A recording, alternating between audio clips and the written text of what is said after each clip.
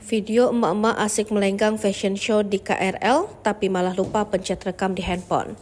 Mendadak viral video emak-emak yang sedang asyik fashion show di KRL.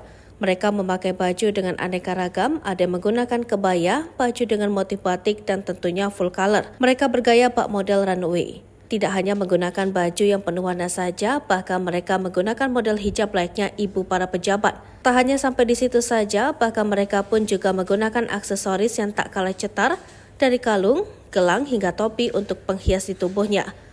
Keadaan di kereta sendiri kebetulan tidak penuh penumpangnya sehingga tidak terlalu mengganggu penumpang lainnya. Kocaknya lagi ada emak-emak yang ditugaskan untuk merekam selama fashion show itu berlangsung. Namun siapa sangka emak-emak itu malah lupa untuk memencet tombol rekam di handphone milik pribadinya.